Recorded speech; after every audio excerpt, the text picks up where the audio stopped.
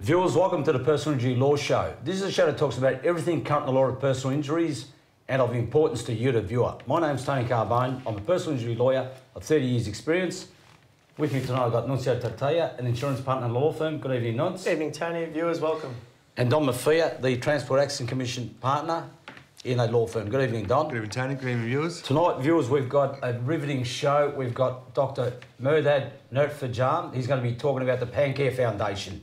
The doctor's the first person to deal with pancreatic cancer head-on, so stay tuned for that. Tony, before we kick off, though, what's in the news? There's been a lot of incidents in the news, but the first one I want to talk about, Nunz, is this case of the boys that have been bullied at Halberry College. You're familiar with this case? Yeah, it's a client of mine, Tony, and unfortunately this young boy, which we won't name his name, and the paper hasn't either, has had a a long history of bullying at Halberry College, and unfortunately he's got post-traumatic stress disorder, and psychologically not in a good way, unfortunately. Don, in the current climate where everyone's targeting bullies, don't you find it extraordinary that a school of this sort of repute... It's not the first time from this school as well, and a few years ago, Nunzio, there was another case, similar circumstances, where Hayley Better is repeated bullying incidences reported to the school, which they failed to do anything about. In fact, in this case, didn't he get stabbed with a fork as well? Yeah, look, Don, I won't go into the facts and the detail, but if you go through the detail of the years at the school, it's not good reading, unfortunately. So, look, more has to play out in that regard. But and Nonce, this is incidents that the school's been notified of what's been going on, and there's been nothing really put in a play to try and prevent it. Is that correct? Yeah, obviously our allegations are that the school was aware of the bullying that was occurring, and that's the basis which this case has been brought before the courts. So. And Don, does it seem to you that there's a bit of complacency or a lack of understanding of the problem? Yeah, I think so. Particularly if there's been a number of instances and they've failed to do something, even though they're on notice. Definitely. So, stay tuned and see what happens with that case.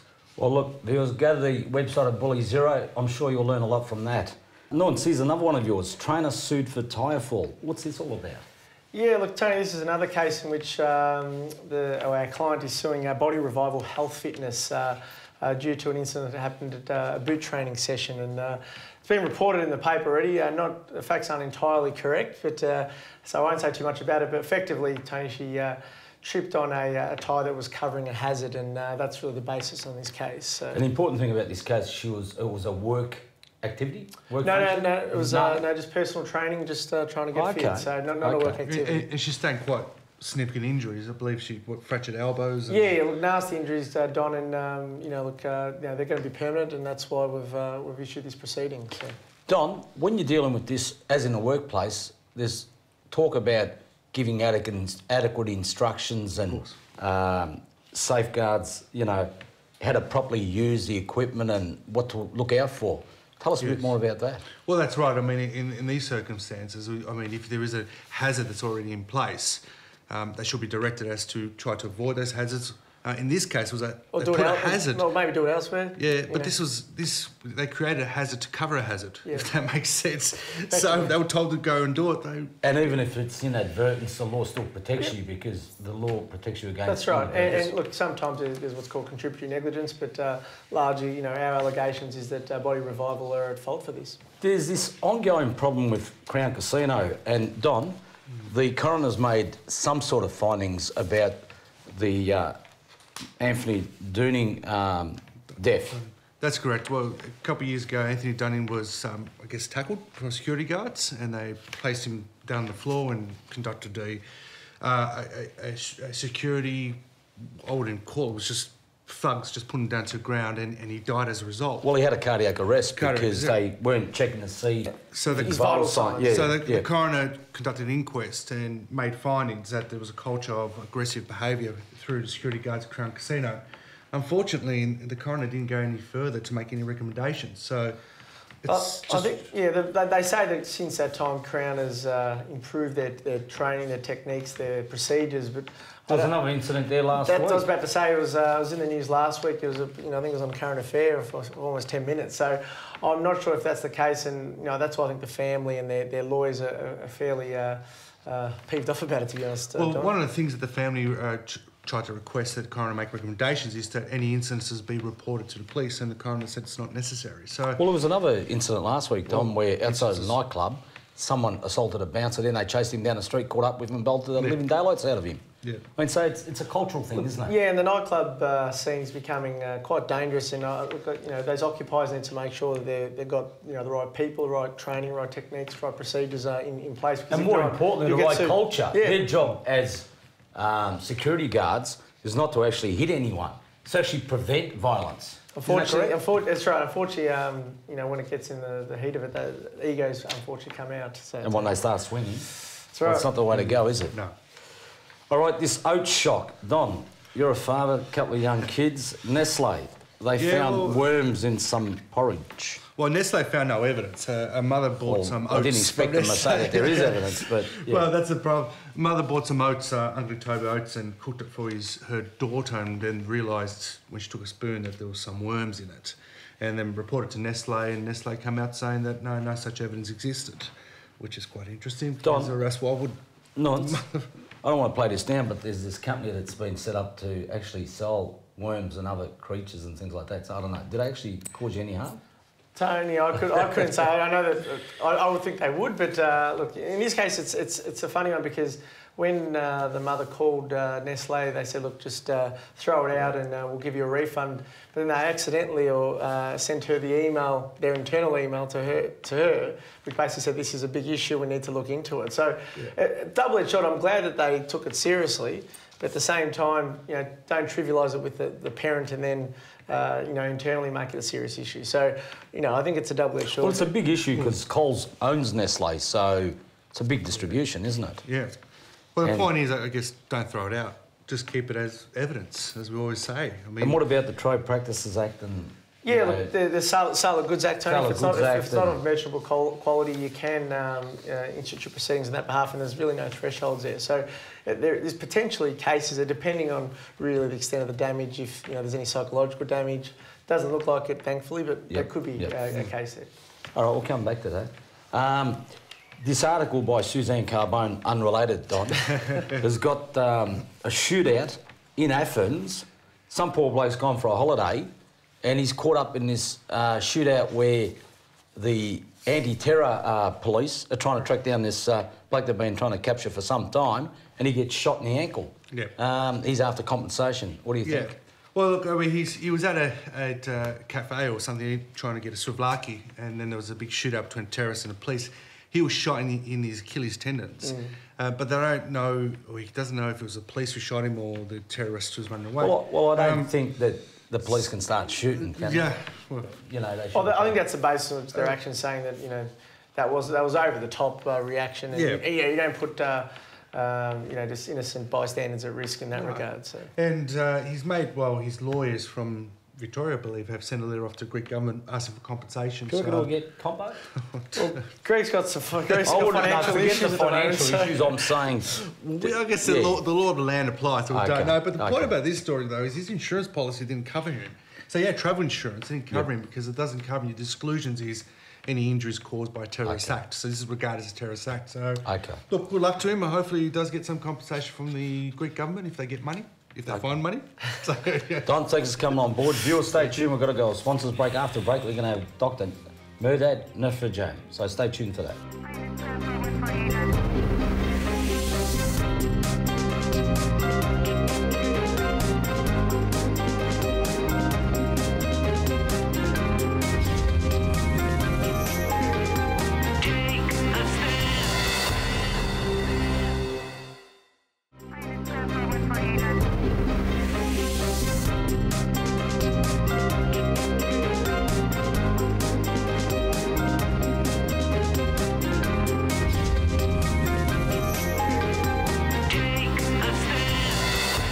Viewers, welcome back to the show. As I said before the break, today we're fortunate to have Dr Mehrdad Nikfarjam, who set up the Pancare Foundation. Doctor, tell us a bit about yourself. You studied in the US and your specialty is dealing with pancreas, liver and other stomach-related cancers. Yeah. Thanks, Tony, for having me on the show. I'm actually a surgeon at the Austin Hospital and I'm a University of Melbourne researcher. And as part of my training, I went to the United States for 3 years to look at some of the cancers which not many of us want to really talk about because they're the most deadly of all the cancers, in particular the pancreatic cancer. And Doc, what was your special interest in pancreatic cancer? Why did you take on board this? It's like a mission on your part, I guess, to try and deal with this problem. It's really a cancer you don't really want to talk about because it has such a poor survival rate. There are not many survivors out there advocating increasing research and trying to make a difference. And it's also a very difficult cancer to deal with surgically as well as with different medications. Doctor, just for the viewers, what is pancreatic cancer? If you give a bit more detail so they're aware of the extent of it. Yeah, well, more importantly, what is the pancreas? What does it do? The pancreas is an organ which lies in the abdomen, and its function is to help break down certain foods, especially fatty foods, and also produces chemicals involved in the regulation of blood sugar. So it has a function in terms of diabetes.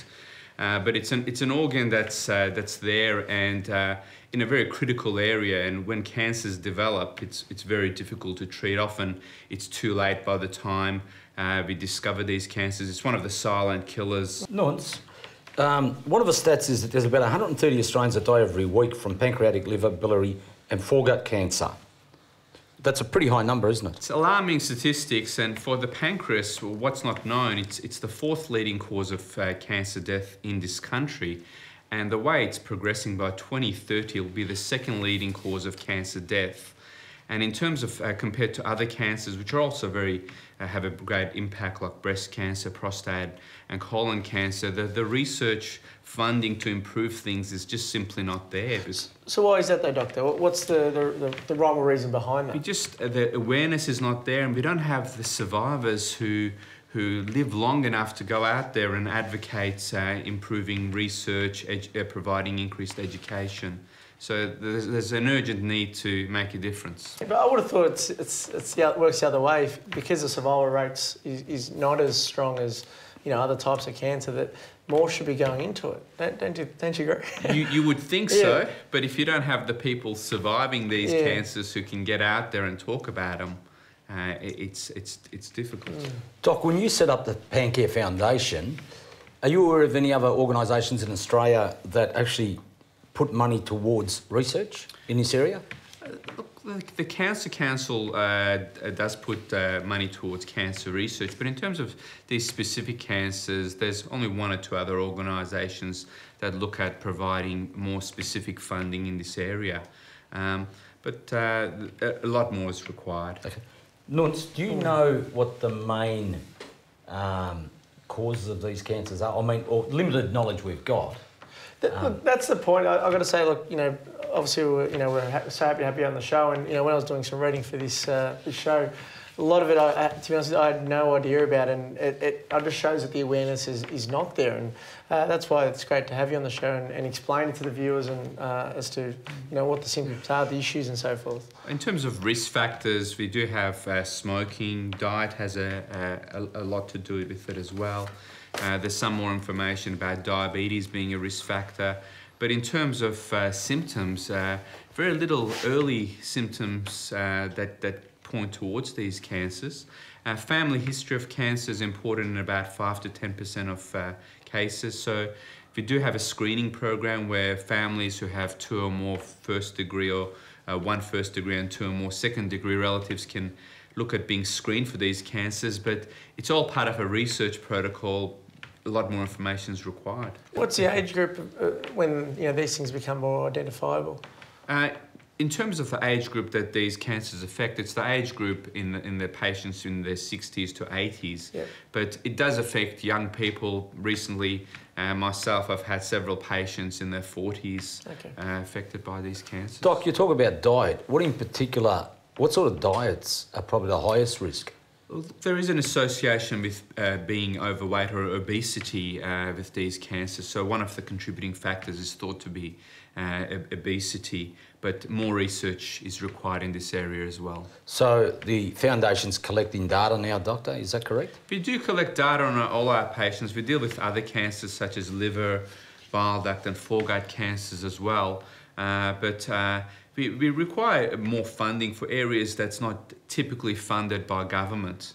Okay. In particular, certain drugs that may be derived from natural products that have shown to be effective overseas, where it might not attract the same funding as standard medications. Nunz, some of the things that are being used are anti-malaria drugs. Yeah. You know, it sounds... Do you remember the episode we did recently about in England where they tried to introduce a law or a bill in Parliament to give doctors the opportunity to try things outside... Experimental type. Yeah. Doc, these anti-malaria drugs, as an example, tell us a bit more about it. This is some research being done at the University of Melbourne, a medication that's derived from a tree of an African plant that shows to have some effects on pancreatic cancer specifically, as well as colon cancers and a few other cancers. But funding is always a problem, trying to get funding for medications that are just not standard.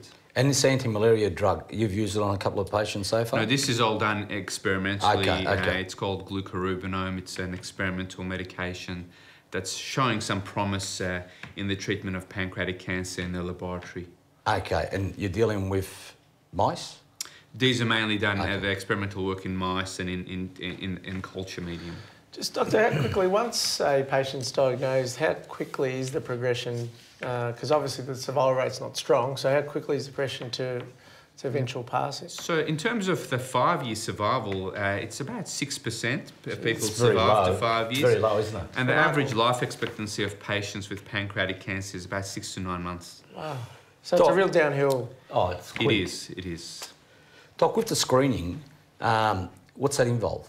So the screening is only for very specific cases. It involves putting a little camera down into the stomach and using an ultrasound probe to examine the pancreas yearly for a period of 5 years to detect some early changes.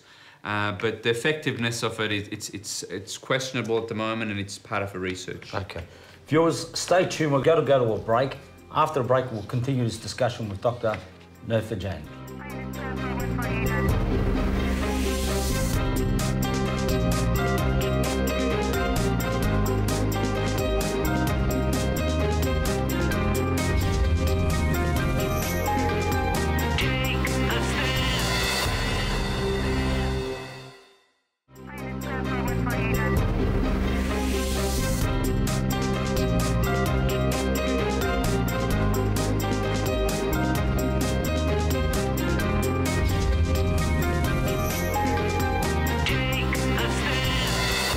Viewers, welcome back to the show. We're talking to the doctor about pancreatic cancer and the Pancare Foundation. Doctor, before we're talking about screening, now the whole idea of screening is to try and see if there's any early changes or signs of pancreatic cancer. If you do screen someone and you see that there's some changes, what do you recommend?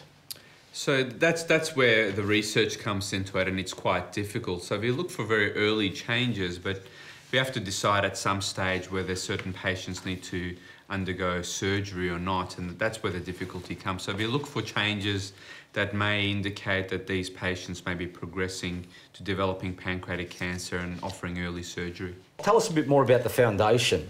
The foundation's looking for, obviously, a lot more donors. Yep. So Pancare Foundation was set up in order to try to save lives and improve the quality of lives of patients, and also provide support for families. So it's there to increase awareness, try to fund research, especially innovative research, and support families and patients. And we do require the support of people out there, companies, and we do have a big advisory board, a medical board, and we really want to help make a difference. And and not just the research, but help families and provide support and make sure that every patient out there has access to the best possible treatments available anywhere in the world, and that's the important thing. And Nunz, you donate, you go to the website. Yeah, look, you can contact them at, I think it's info@pancare.org.au or 1300 881 698 if you want to obviously make a donation or inquiry about something. So it's a great cause. But just on funding though, where are the sources of funding? I'm interested to see what level of government involvement you have and so forth. So in terms of government involvement, we don't have any government involvement at Pancare at present. The government does provide a research funding. But in terms of specific funding for patient supports, family supports, funding treatments that are not otherwise covered by Medicare, there's very little out there, and we do need organisations like Pancare to focus on these specific cancers, because they're not like the other cancers. Yeah. They do have produce different symptoms, different problems, and the outcomes are quite different from the other cancers, more common cancers out there. And does chemotherapy, electrotherapy, what's the benefit of that in terms of this type of cancer? Chemotherapy can't cure this, so surgery is only chance of cure, but chemotherapy is required to prolong life and prevent these cancers coming back. And for the majority of patients, they don't come to surgery, so chemotherapy helps lengthen life and may improve symptoms, but that's where the research is required, because our chemotherapy is at present simply not working. It must be tough, Doc. Obviously, a lot of other cancers, like you said, the survival rate, there's some optimism around it, but unfortunately with pancreatic cancer, there doesn't seem to be. Obviously, when, speaking to patients and their families, it must be such a difficult conversation to have, to say, well, there's not much we can do. And I think that's why this is so important. It is difficult because when you present the facts, for most people, it seems like a death sentence. That's what it seems like. But it's important to be positive, and attitude's very important in these cancers, and we always find exceptions. There are patients who defy the odds, who live much longer than expected. And I think a positive attitude is important, and people shouldn't give up. They should contact organisations like us for more information if required. They need to do a bit of research themselves, and we can help them in terms of figuring out where different treatments are being undertaken and help answer certain questions that they may have not asked otherwise. Doc, many years ago there was a massive campaign around HIV. Do you recall that? Yes. Many years ago. The ideal scenario now is that once upon a time with HIV, most people thought that once you get it, you're gone, correct? That's right. Now, a lot of people, with the drugs that have been created, they are actually living with it. Is that correct? That's correct, and in the ideal scenario, that's what would happen with a lot of cancers, where you can give medications and it just becomes like another illness that you can manage. But there's been dramatic changes in HIV, as you've mentioned there, and there's no reason why we can't do the same for a lot of other of these cancers. For a lot of other cancers such as breast and prostate cancers, more than 90% of patients survive to 5 years. So there's a big difference, 90% to 5 and 6%. So we do have to work harder and Doc, smarter. The other thing is, it's a bit like someone with diabetes has to live with insulin and things like that, correct? Yes. So the ideal scenario would create some sort of a drug that would effectively keep the patient alive. That's right. So for a lot of the patients where cure is not possible with surgery, making a drug or having a drug which can be given with very low side effects that can hold things at bay is the ideal scenario. There's a lot of money spent on breast cancers, a lot more now on prostate cancer, and the common cancers that we're all familiar with, Yes. Doctor. But this one here that's growing pretty alarmingly, it's a cancer that really needs a lot more research, correct? That's right, and it's going to impact communities more and more, especially with the alarming statistics. If we don't change things by 2030, as I mentioned, second leading cause of cancer death in the United States, which will translate to here as well. Doc, thanks for coming on board. We'll get you back another time. Nunz, as usual, thanks for coming on board. Thanks, Doctor. Pleasure. Yours, thanks for watching. Stay tuned for future episodes. Go to our website and all the other social media sites we have. And always remember to stay safe.